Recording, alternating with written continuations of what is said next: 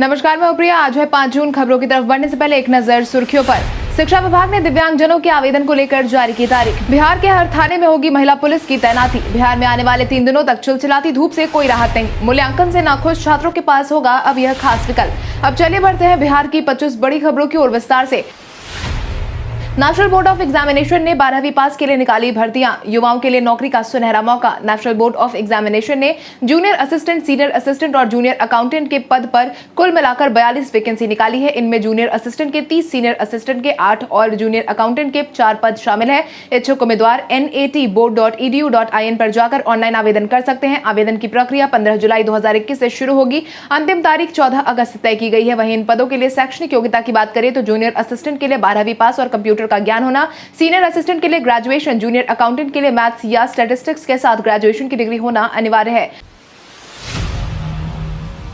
बिहार में कोविड-19 के मिले 1000 से कम मामले। स्वास्थ्य विभाग की तरफ से मिली जानकारी के अनुसार बिहार में बीते दिन के पिछले 24 घंटे में 991 मामलों की पुष्टि हुई है, जिसके बाद बिहार में एक्टिव मरीजों की संख्या 10,308 पर पहुंच गई है। इसके साथ ही अगर हम प्रभावित जिलों की बात करें तो अररिया में 52, अरवल में 4, औरंगाबाद में 12, बांका में 3, बेगूसराय में 23, भागलपुर में 16, भोजपुर में 5, बक्सर में 9, दरभंगा में 23, ईस्ट चंपारण में 40, गया में 6, गोपालगंज में 19, जमुई में 7, जहानाबाद में 2, कैमूर में 6, कटिहार में 26, खगड़िया में 25, किशनगंज में 27, लखीसराय में 13, मधेपुरा में 28, मधुबनी में 34, मुंगेर में 31, मुजफ्फरपुर में 47, नालंदा में 8, नवादा में 41, पटना में 143, पूर्णिया में 51, रोहतास में 5, सहरसा में 26, समस्तीपुर में 55, सारण में 41, शेखपुरा में 4, शिवहर में 3, सीतामढ़ी में 20, सिवान में 51, सुपौल में 46, वैशाली में 22, वेस्ट चंपारण में 9 मामलों की पुष्टि हुई है। इसके साथ ही 8 ऐसे मामले सामने आए हैं जो दूसरे राज्यों के हैं, लेकिन इनके सैंपल बिहार के अलग अलग जिलों में कलेक्ट किए गए हैं। इसके साथ ही बीते दिन के पिछले 24 घंटे में कुल मिलाकर 2090 मरीज ठीक होकर घर वापस लौटे हैं। वहीं बीते दिन के पिछले 24 घंटे में 1,13,446 सैंपल की जांच की गई है। बिहार के कई जिलों में मनरेगा सामग्री में हुए खर्च की जांच का जारी हुआ आदेश। सरकारी जानकारों के अनुसार राज्य के कई जिलों में मनरेगा योजना के तहत किए जाने वाले काम में काफी ज्यादा लापरवाही देखने को मिली है। आवंटित बजट में सामग्री मद के अनुपात से अधिक की धनराशि खर्च कर दी गई है। ग्रामीण विकास मंत्री श्रवण कुमार ने समीक्षा में इसको पकड़ा है। इस मामले की जांच के लिए डीएम की टीम बनाकर जांच रिपोर्ट तैयार कर कार्रवाई के निर्देश जारी किए गए हैं। आपको बता दें, मनरेगा योजनाओं में मजदूरी और सामग्री का अनुपात 60:40 के हिसाब से होता है, यानी कि यदि 100 रुपए जारी होते हैं तो 60 रुपए मजदूरी पर खर्च होंगे। वहीं 40 योजनाओं के क्रियान्वयन के लिए सामान आदि पर खर्च किए जाएंगे। हालांकि समीक्षा में पाया गया कि कुछ प्रखंडों एवं जिला स्तर पर कुछ जिलों में यह अनुपात बरकरार नहीं रखकर सामग्री मद में 40% से अधिक राशि व्यय किया गया है। बिहार के शेरशाह सूरी मकबरा में आपको देखने को मिलेगा बहुत कुछ खास। शेरशाह सूरी का मकबरा भारत के बिहार राज्य के सासाराम शहर में है। मकबरा बिहार के एक पठान सम्राट शेरशाह सूरी की याद में बनाया गया था, जिसने मुगल साम्राज्य को हराया और उत्तरी भारत में सूरी साम्राज्य की स्थापना की। यह मकबरा भारत इस्लामी वास्तुकला का एक उदाहरण है। इसे वास्तुकार मीर मोहम्मद अलीवाल खान द्वारा डिजाइन किया गया था। यह लाल बलुआ पत्थर मकबरा है जो एक कृत्रिम झील के बीच में खड़ा है और लगभग वर्गाकार है। इसे भारत के दूसरे ताजमहल के रूप में जाना जाता है। बिहार के हर थाने में होगी महिला पुलिस की तैनाती। बिहार के हर एक थाने में महिला पुलिस की तैनाती की जाएगी। पुलिसिंग को दुरुस्त करने के लिए नीतीश सरकार ने बीते दिन हाई लेवल मीटिंग बुलाई थी, जिसके तहत ही क्राइम कंट्रोल को लेकर मुख्यमंत्री नीतीश कुमार ने यह निर्देश दिया है कि सभी थानों में महिला पुलिसकर्मी को तैनात किया जाए। इससे थाने में आकर शिकायत करने वाली महिलाओं का मनोबल बढ़ेगा और उनकी शिकायतों का समाधान भी ठीक तरीके से हो पाएगा। मुख्यमंत्री के इस निर्देश को अब बिहार पुलिस के अंदर महिला सशक्तिकरण के ब्लूप्रिंट के तौर पर देखा जा रहा है। इसके अलावा सभी जिलों में तैनात एसडीओ और एसडीपीओ को 15 दिन में एक बार बैठक करने का आदेश जारी किया गया है, जबकि अंचल अधिकारी और थानाध्यक्ष को हर हफ्ते नियमित रूप से बैठक कर जमीन विवाद से जुड़े मामलों का निपटारा करने का आदेश जारी किया गया है।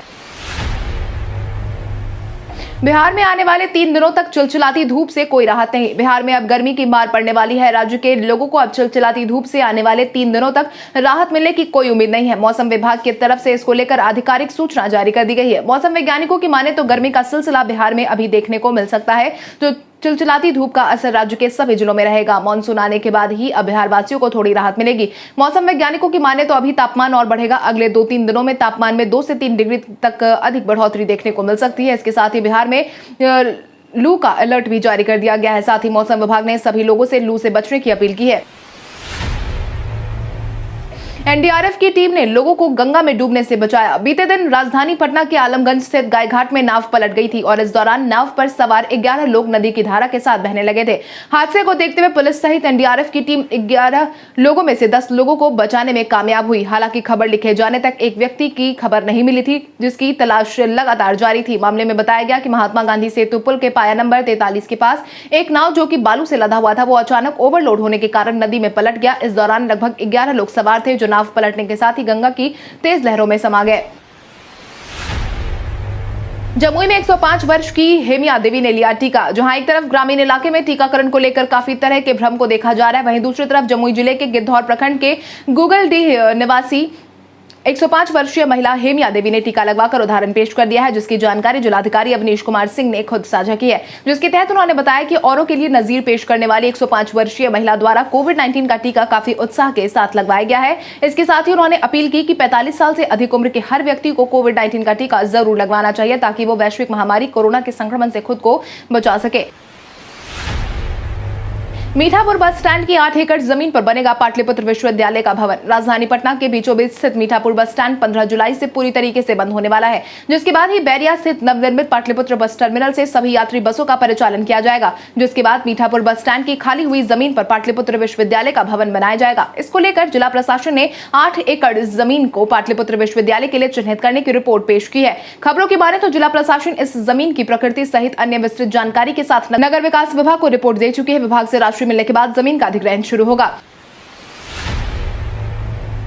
बिहार में जल्द ही दूर होगी मेडिकल स्टाफ की कमी। बिहार में मेडिकल स्टाफ की कमी दूर होने की उम्मीद जताई जा रही है, जिसके तहत कौशल विकास केंद्र में चिकित्सा क्षेत्र के 6 विधाओं का प्रशिक्षण शुरू करने का फैसला लिया गया है, जिसमें general duty assistant, GDA, advance critical care, home health and emergency medical technician, basic phlebotomist, medical equipment technology assistant शामिल है। श्रम संसाधन विभाग के मंत्री जीवेश कुमार ने बताया कि देश कोविड-19 महामारी से लड़ रहा है। इससे लड़ने के लिए अनुभवी सेवकों की जरूरत को देखते हुए विभाग ने यह फैसला लिया है, जिसके बाद फिर कोविड अस्पताल में उन्हें ऑन जॉब ट्रेनिंग भी दी जाएगी। बिहार में सड़कों की समस्या बहुत जल्द होगी दूर। बिहार में सड़कों की समस्या को जल्द ही दूर कर लिया जाएगा। खबरों की माने तो ग्रामीण कार्य विभाग बहुत जल्द मोबाइल ऐप लॉन्च करने की तैयारी कर रहा है। इसकी जानकारी देते हुए ग्रामीण कार्य विभाग के सचिव पंकज पाल ने बताया कि ग्रामीण कार्य विभाग ग्रामीण सड़कों के निर्माण, रखरखाव और मेंटेनेंस कार्य के लिए नई तकनीक का इस्तेमाल करते हुए अब मोबाइल ऐप के जरिए जानकारी एकत्रित की जाएगी। किसी भी ग्रामीण सड़क की शिकायत या सुझाव राज्य का कोई भी स्थानीय व्यक्ति इस ऐप के माध्यम से विभाग को दे सकेगा। आपको बता दें कि जल्द ही इस ऐप की शुरुआत की जाएगी। बिहार विधान परिषद की समितियों का हुआ पुनर्गठन। बिहार विधान परिषद के कार्यकारी सभापति अवधेश नारायण सिंह द्वारा विधान परिषद की समितियों का पुनर्गठन किया गया है, जिसमें 34 समितियों के अध्यक्ष और सदस्यों का मनोनयन किया गया। ये सभी समितियां 9 जून से प्रभावी हो जाएंगी। पुनर्गठित नियमावली समिति के अध्यक्ष सभापति अवधेश नारायण सिंह बने हैं Rabri Devi, Naval Kishore Yadav, Devesh Chandra Thakur, Kedarnath Pandey, Ramchandra Purve, professor doctor Ram Vachan Rai, doctor Madan Mohan Jha, professor doctor Rajendra Prasad Gupta को सदस्यों के तौर पर जगह मिली है। मूल्यांकन से नाखुश छात्रों के पास होगा अब यह खास विकल्प। कोविड-19 के माहौल को देखते हुए सीबीएसई ने 12वीं की परीक्षा को रद्द कर दिया था, जिसके बाद अगर कोई ऐसे छात्र है जो अपने मूल्यांकन से खुश नहीं है, तो ऐसे छात्र के पास एक और विकल्प पेश किया गया है, जिसके तहत अब जो भी छात्र बोर्ड की तरफ से जारी किए गए मूल्यांकन से खुश नहीं है, वो दोबारा परीक्षा दे सकते हैं, लेकिन उनके लिए परीक्षा का आयोजन कोविड-19 की स्थिति सामान्य होने के बाद किया जाएगा। तब तक छात्रों को इंतजार करना होगा। इसके साथ ही आपको बता दें, सीबीएसई सचिव अनुराग त्रिपाठी ने 12वीं के रिजल्ट की घोषणा को लेकर अपना बयान जारी करते हुए कहा था कि समय पर परीक्षा परिणाम घोषित कर दिए जाएंगे।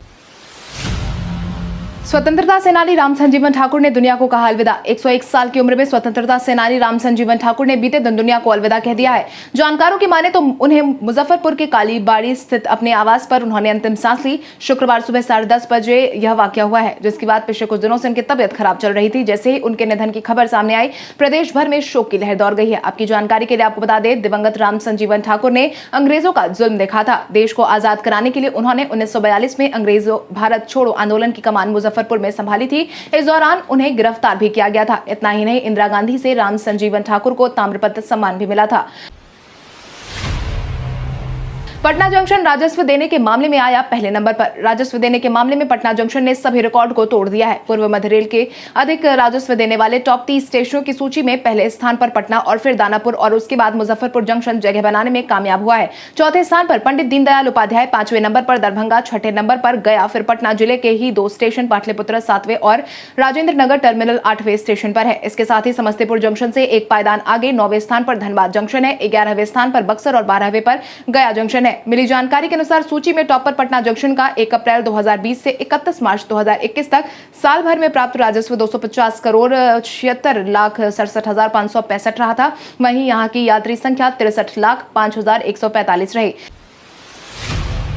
कोलकाता से बिहार के रास्ते जम्मूतवी के लिए हफ्ते में 4 दिन चलेंगी स्पेशल ट्रेन। कोविड-19 के मामलों में आ रही गिरावट को ध्यान में रखते हुए अब स्पेशल ट्रेनों का परिचालन एक बार फिर से शुरू किया जा रहा है, जिसके तहत ही रेलवे ने बिहार के रास्ते कोलकाता और जम्मूतवी तक स्पेशल ट्रेन चलाने का ऐलान किया है। यात्रियों की सुविधा के लिए कोलकाता और जम्मूतवी के बीच 03151 03152 कोलकाता जम्मूतवी कोलकाता स्पेशल ट्रेन का परिचालन 8 जून से अगले आदेश तक के लिए शुरू किया जा रहा है। रेलवे की तरफ से मिली जानकारी के अनुसार यह स्पेशल ट्रेन सोमवार, मंगलवार, गुरुवार और शनिवार को जम्मूतवी के लिए कोलकाता से खुलेंगी। वहीं 10 जून से जम्मूतवी से कोलकाता के लिए यह स्पेशल ट्रेन बुधवार, गुरुवार और शनिवार, सोमवार को चलेंगी।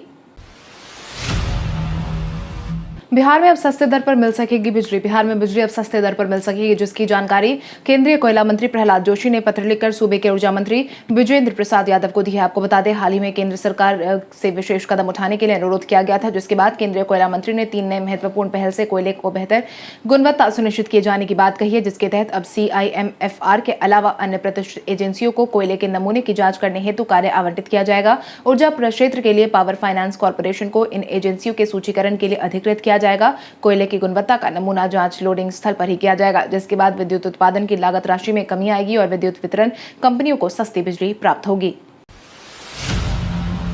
चमकी बुखार को लेकर स्वास्थ्य मंत्री ने की अभिभावकों से अपील। चमकी बुखार के कई मामले बिहार में अब तक सामने आ चुके हैं, जिसके बाद लगातार स्वास्थ्य मंत्रालय भी एहतियातन रूप से काम कर रहा है। इसी बीच स्वास्थ्य मंत्री मंगल पांडे ने चमकी बुखार को लेकर सभी अभिभावकों से गुहार लगाई है, जिसके तहत उन्होंने चमकी बुखार के लक्षण, बचाव को लेकर विशेषज्ञों के सुझाव के अनुसार टिप्स भी जारी कर दिए हैं। स्वास्थ्य मंत्री ने कहा कि अभी अभिभावकों से अपील करते हैं कि वो अपने बच्चों को रात में सोने से पहले भरपेट भोजन जरूर खिलाए। रात को बच्चों को सोने के बीच या सुबह उठते तुरंत बॉडी टेम्परेचर चेक करे। साथ ही ये भी देखे कि बच्चा कहीं बेहोश तो नहीं है या उसे चमकी तो नहीं है। शिक्षा विभाग ने दिव्यांगजनों के आवेदन को लेकर जारी की तारीख। 1.25 लाख शिक्षकों की नियुक्ति का रास्ता साफ होने के बाद शिक्षा विभाग की तरफ से दिव्यांगजन के आवेदन को लेकर तारीख जारी कर दी गई है, जिसके तहत 9 जून तक NIC की वेबसाइट पर विषयवार व्यक्ति की सूचना प्रकाशित की जाएगी, जिसके बाद आवेदन पत्र समर्पित करने की अवधि 11 जून से 25 जून तय की गई है। उक्त अवधि में अभ्यर्थी आवेदन पत्र नियोजन इकाई के पास निर्धारित तारीख तक हाथों हाथ या फिर डाक से जमा करवा सकते हैं। इसके साथ ही पंचायतों में आवेदन प्राप्त करने की वैकल्पिक व्यवस्था प्रखंड संसाधन केंद्र पर प्रखंड शिक्षा पदाधिकारी और BDO की तरफ से सुनिश्चित किया जाएगा। बिहार में शिक्षक नियुक्ति का रास्ता साफ होने के बाद तेजस्वी ने उठाया प्रमोशन का मुद्दा। पटना हाईकोर्ट ने हाल ही में शिक्षकों की नियुक्ति प्रक्रिया पर लगी रोक को हटा दिया है, जिसके तहत अदालत ने नियुक्ति का रास्ता साफ कर दिया है। इसके साथ ही दिव्यांग अभ्यर्थियों को आवेदन के लिए 15 दिनों का मौका भी दिया गया है, जिसके बाद अब शिक्षा विभाग इसी हफ्ते 2 विशेष शेड्यूल जारी करेगा। वहीं इसको लेकर नेता प्रतिपक्ष तेजस्वी यादव ने सरकार पर निशाना साधा है, जिसके तहत उन्होंने अपना ट्वीट जारी करते हुए कहा कि लंबे अरसे से नीतीश सरकार ने सरकारी कर्मियों को प्रोन्नति से वंचित किया हुआ है। सरकार को संविधान सम्मत न्याय संगत निर्णय लेकर सभी वंचित योग्य कर्मियों को अविलंब प्रोन्नति देनी चाहिए। साथ ही सेवानिवृत्ति मृत कर्मियों को भी भूतलक्षी प्रभाव से प्रोन्नति देने की दिशा में सकारात्मक पहल हो। MLC टुन्ना पांडे को मुख्यमंत्री के खिलाफ बोलना पड़ा महंगा। MLC टुन्ना पांडे इन दिनों राजनीतिक गलियारे में काफी चर्चा में बने हुए हैं। मुख्यमंत्री पर लगातार निशाना साध रहे पांडे को अब उनकी पार्टी से ही निलंबित करने की रिपोर्ट मिली है। आपकी जानकारी के लिए आपको बता दें, पांडे को भाजपा ने कारण बताओ नोटिस जारी किया था, जिसके बाद वो शहाबुद्दीन के बेटे ओसामा से मिलने उनके आवास पर पहुंचे थे। मुलाकात के बाद उन्होंने कहा था कि मैं डरने वाला नहीं हूं, सिवान के लोग डरते नहीं है, मैं जनप्रतिनिधि हूं और जनता का हाथ जब मेरे सिर पर है, मैं बिल्कुल मजबूती के साथ खड़ा और अपने किसी बयान से पीछे नहीं हटूंगा। भारत के इतिहास में आज की तारीख कई कारणों से दर्ज। 1984 में सिखों के धर्म स्थल पंजाब के अमृतसर में स्थित स्वर्ण मंदिर में ऑपरेशन ब्लू स्टार को भारतीय सेना ने अंजाम दिया था। मुगल साम्राज्य का शासक औरंगजेब 1659 में आधिकारिक रूप से दिल्ली की गद्दी पर बैठा। भारत की सीमा पर साझा गश्त के प्रस्ताव को पाकिस्तान ने 2002 में खारिज किया। अमेरिका ने भारत और चीन को 2008 को निगरानी सूची में डाला। उत्तर प्रदेश राज्य के 21वें मुख्यमंत्री योगी आदित्यनाथ का जन्म 1972 में आज के दिन हुआ था। भारत में ट्रेड यूनियन आंदोलन के जन्मदाता NM जोशी का जन्म 1879 में आज ही के दिन हुआ था। आज ही के दिन को विश्व पर्यावरण दिवस के रूप में भी मनाया जाता है। आईपीएल में धोनी के अलविदा कहने को लेकर ऋतुराज गायकवाड़ ने दिया जवाब। महेंद्र सिंह धोनी ने अंतर्राष्ट्रीय क्रिकेट के सभी प्रारूप से संन्यास ले लिया है, जिसके बाद अब कई लोग उनके आईपीएल से संन्यास लेने पर लगातार सवाल उठाते नजर आए हैं। इसी क्रम में धोनी के आईपीएल से संन्यास को लेकर जब उनके सीएसके के साथी खिलाड़ी ऋतुराज गायकवाड़ से पूछा गया तो उन्होंने अपना बयान जारी करते हुए कहा कि मुझे इस बारे में कोई अंदाजा नहीं है। मुझे याद है उन्होंने पिछले साल 15 अगस्त को अपने संन्यास की घोषणा की थी। उस दिन चेन्नई में हम करीब 10-12 लोग साथ प्रैक्टिस कर रहे थे। दुबई के लिए रवाना होने से पहले हम लोग साथ डिनर करने बैठे और अचानक मुझे किसी ने कहा माही भाई ने इंस्टाग्राम पर अपने संन्यास की घोषणा कर दी है। ऐसा कहीं से नहीं लग रहा था कि माही भाई ऐसा करने वाले हैं, लेकिन उनके साथ कुछ भी हो सकता है। मैं उनसे कुछ पूछ नहीं पाया क्योंकि हम बहुत दुखी थे।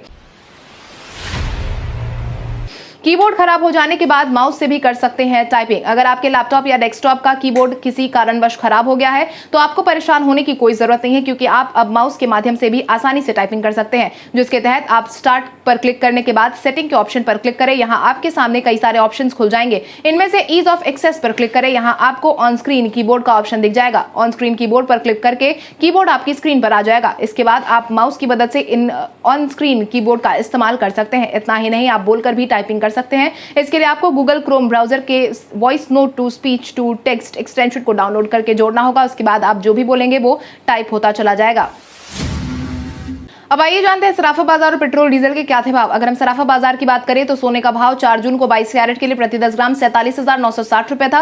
वहीं 24 कैरेट के लिए प्रति 10 ग्राम 48,960 रुपए था। इसके साथ ही अगर हम चांदी की बात करें तो चांदी का भाव प्रति किलो 70,800 रुपए था। वहीं राजधानी पटना में पेट्रोल की कीमत 96.90 रुपए प्रति लीटर और डीजल 90.75 रुपए प्रति लीटर। कल हमारे द्वारा पूछे गए सवाल का जवाब आप में से बहुत सारे यूजर ने हमें कॉमेंट करके दिया था, उसके लिए आपका बहुत बहुत धन्यवाद। आप में से जिन यूजर का कमेंट हमें अच्छा लगा है उनके नाम है संजय कुमार, अजय सिंह, रामराज, भोला पंडित, चंद्रवली, अभय कुमार, सभ्यता शर्मा, प्रकाश कुमार, बिन्नी कुमारी, प्रणव मुखर्जी, सुभाष कुमार, रीना पासवान, शंकर मुखिया, धर्मेंद्र कुमार। इसके अलावा हमारी टीम को और भी लोगों के जवाब अच्छे लगे हैं, मगर समय के अभाव के कारण हम उनका नाम नहीं ले पाए, लेकिन आप हमारे सवालों का जवाब देते रहे। हम कल आपका नाम लेने की पूरी कोशिश करेंगे। तो चलिए बढ़ते हैं आज के सवाल की और आज का सवाल कुछ इस प्रकार है।